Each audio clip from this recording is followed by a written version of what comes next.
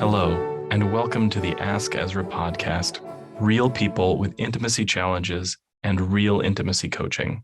I'm Sir Ezra Algos, intimacy coach at askezra.info. If this is your first episode, you might be asking yourself, what is intimacy coaching?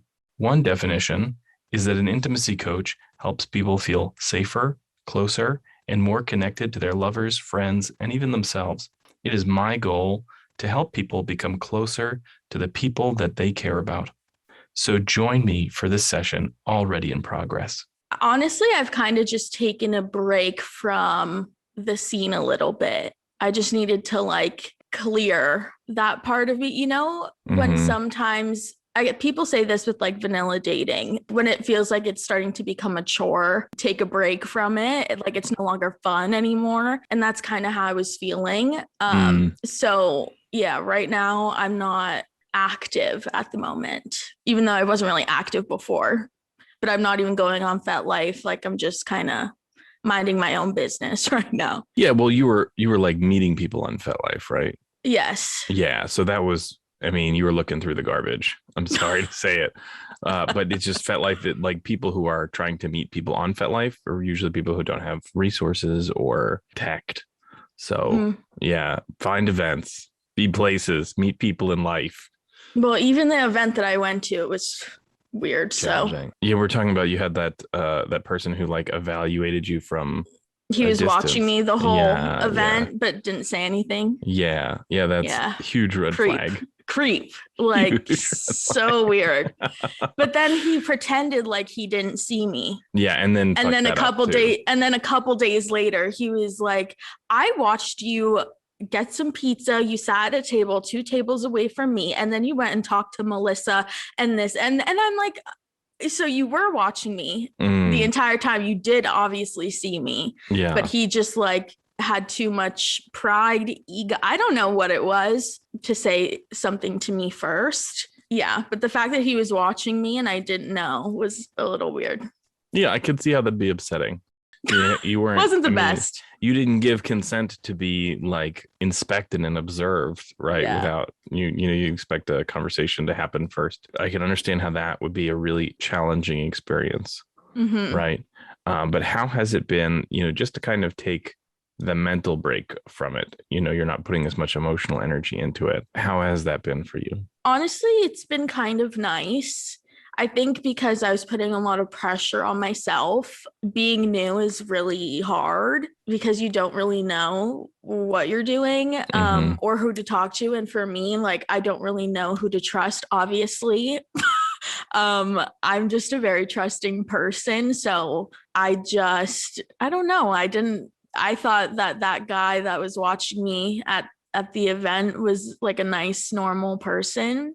But clearly I was wrong. It's kind of been nice to just take a backseat and not really focus on it so much because I was putting so much pressure on myself. That's a super common thing that people experience when they first come into the scene. They have their partner finding blinders on. And what do you really need at first? You don't need a partner right away. What you need is community. What you need is friends. What you need is knowledge. I think it's amazing that you've been able to step back and really take the pressure off of yourself. I think I experienced something similar years ago. And something that was really helpful for me was to reframe the people that I met. So, think of it in a different light. And the light that I was using previous to this understanding was, oh, this person might be the one. Great. Let me look. Let me investigate. This person might be the one. This person might be the one. And then somebody said to me, why don't you just assume that everyone is not the one? And then if they want to prove themselves differently, then they will. Right. And so then I operated with this assumption that everyone is not a match. And that now all of a sudden, all I had to do was have fun and get to know people and work on my network and work on my knowledge base. And it really relieved a lot of pressure. Yeah. But the thing with that guy was I kind of was looking at him more so, I guess, not really a mentor, but kind of just someone that I could ask questions if I had them because I knew he was in the scene for a long time and he was a lot older than me. So I had no intention of anything sexual. We never talked about anything sexual with each other, but I think maybe he had a different idea that I wasn't aware of, which is why he invited me to the party that he was throwing himself, like specifically invited me. And I just thought he was being nice. Unfortunately, there's a lot of situations that are similar to that. And people will pose as mentors, people will pose as viable partners, or pose as just being friends. And so that's why I don't recommend like actually meeting people through FetLife, because the chances are just too high. And so, when you go to an event, then you can meet somebody and you can get a sense of their vibe right there.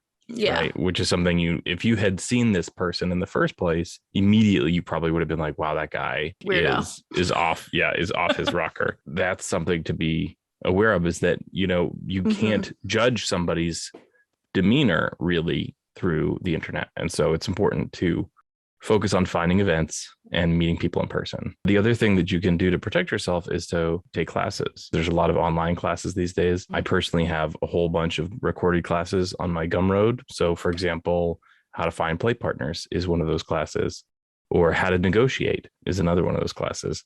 And both of those could have like served you in that situation where you're like defenseless. You've got some knowledge right in your quiver. Hey everybody, it's Ezra. And wow, isn't that exciting? Wouldn't you like to be the next guest on our show? Well, you can. Just email askezra8@gmail.com. And hey, if being on the show is too much and you'd just like to get some private intimacy coaching, that's available too. Now back to our show. And I'm also a big proponent of the notion that you meet who you're ready to meet. And so you weren't really ready to meet anybody, and so you got these really problematic people. It's time to work on your foundation. It's time, like, you've got time. If you're not looking for partners, that's great. You got energy you can put into learning about the community, learning how to negotiate, building your friend base, building your network. Yeah, for sure. And that way, when you do meet a person, you can say, hey, what do you think of so and so? And then your friends can go, oh, him, not him. Or, yeah, he's great. Maybe a little like this, but he's great, or whatever. So you know what you're walking into. I mean, walking into something blind, like no date should ever have to be blind, really. Meaning what? Like a blind date where somebody hooks you up with a friend and you're just like, okay, well, whatever, we'll see who it is. Yeah. Right. Like that. I don't mean to say you shouldn't date blind people. I have. No. Yeah, that's certainly not what I'm saying. But what I am saying is that you shouldn't go into like meeting somebody one-on-one when you have no knowledge of them at all. If you had approached me online, which I don't usually do, or if I was like, okay, well, this person seems like a really good match, I'd be like, okay, we're meeting someplace public. I want a copy of your ID. I want to know about you before we meet in person. Like, those are not super unreasonable things. I'd have friends who knew I was there. I need to be safe. There are stalkers. Yeah. So we actually went to dinner. And prior to that, we talked on the phone multiple times and he seemed really normal, nice person. But I think the issue was that he said that he like wanted more than just a play partner, but it seemed to me that wasn't the case.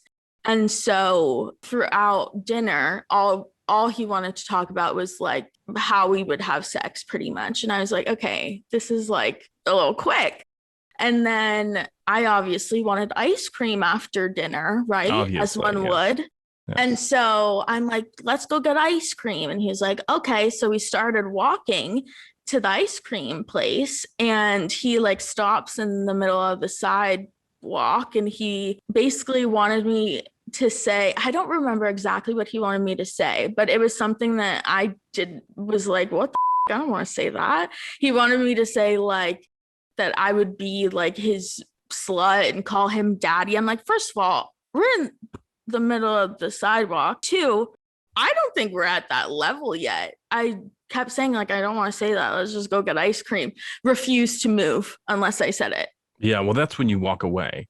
Yeah, but I said it because I wanted ice cream. No, I was really, I felt the pressure. I really did. Yeah. So I did it. Well, I can understand feelings of not feeling safe, right? Mhm. And so sometimes you want to do something to just get out of the situation And get over and it. be Yes. safe. But that's also an example of poor boundaries. Yes. So you set a boundary when you said, I don't want to say that. Mhm. And then he said, no, do it, whatever. And then you did it. So even if everything else was perfect, you've shown him right off the bat that what you say doesn't matter, that your Right. boundaries aren't important, right? And that he's free to move past them, which is a terrible precedent. Mhm. You know, that's not like, we want people who not only can respect our boundaries, but can even reinforce them. Yeah. And he was very, maybe like a little bit of gaslighting, but he kept saying like, it's not a big deal. It's just words. And I'm like, still, I don't want to say it. And he's like, you would have been done and over with if you weren't fighting with me about this right now. Yeah, and I was like, terrible. okay. Yeah, okay. he's a manipulator. And and I don't want you to feel like that's everybody in the community, but you're kind of picking from the bottom of the barrel, right? Yeah. Yep. When you hold out, when you work on yourself and you work on your skills and you work on holding firm boundaries, then those people that are better are going to be available to you. So I'm interested. What compelled you not to walk away from this date? Because it didn't sound like there was anything good. I know. Why did you stay? I have no idea. Is the ice cream that good? Honestly, the ice cream is that good. It's like a fancy ice cream place, but no, I should have, obviously. But I think also too, a big thing of mine that goes along with me being very trusting is I like to kind of like give a second chance sort of thing. Like I knew he was new and I was like, maybe he just assumes that that's how things work. Like you take those roles automatically when you meet that person. So when I got home after that situation, I was like, I did not like that at all. Like once I got in my car and I like decompressed, and I analyzed what happened. I think in the moment I'm kind of like, I don't know what to do. I feel very frazzled. But in my car, as I was driving home, I was like, this is a little weird. That was weird. And then so I said something to him and then we talked on the phone about it. And he seemed to like very much understand where I was coming from. Yeah, he just seemed to want to like try it again and like he would fix the issue type of thing. He didn't, is the moral of the story. You went on a second date with him. I went to his house like an idiot. That's terrible. Don't do that. Yeah, I don't understand that. I think, Shawn, that there's some significant self-worth issues here. Oh, for sure. Because you're worth more than that. Mm-hmm. You're worth more than a terrible date. That's true. Yeah. Yeah. So after that, I told one of the people that I was telling you earlier, not the creepy one, the other 55-year-old guy that I just like message. I told him about everything. And he's like, don't see him again, blah, blah, blah. And I guess he told somebody, like one of his friends, about the encounter that I had. And I think that person is good friends with one of the community leaders and said something to him. And that was never my intention. I kind of was just like, You just wanted to vent. Not. Yes. And I don't think that this person is like, I don't think he would like kill me. I don't think that he's like actually a bad person. I just think that he is confused. Is that the standard, Shawn? Is that the not bar? A murderer? Yeah. Is that all? No. But that's what I'm saying. Like, I didn't want it to be like this whole dramatic thing where he was like told on. Well, I don't think that was necessarily a bad thing. I know it can be uncomfortable to be a part of that, but I think that there's two distinct things that happen in our community when it comes to bad actors. Either people are making mistakes or people are like knowingly taking advantage of people. And when people are making mistakes, I think it is another mistake to just shun them right away. Like we want to give them a chance to grow. We want to give them a chance. Like you said, he's brand new. So perhaps he's got like he just watched 50 Shades of Grey and is like going for it, right? And doesn't understand how we're supposed to operate. And so if somebody in the community can reach out to him and with kindness correct him, then he can be a better person. And if it's not the case, if he knows what he's doing and he's continued to do it, then number one, people will know about it. And number two, that's not a member of our community. That's an infiltrator and he needs to be exiled. So I understand it's uncomfortable, but I don't think that was necessarily problematic. So that day that he got told on, basically, he kept calling me and the community leader kept saying like he shouldn't be reaching out to you. I'm like, okay, well, he just called me 6 times about this. So I don't know, like it was just not a position that I wanted to be in. I'm hoping that the community leader talked to him about the issues that occurred, because I don't think that he was understanding it coming from me. Maybe Yeah. I was wording it wrong. I don't know. I don't think I was. I just think he didn't want to fucking hear it.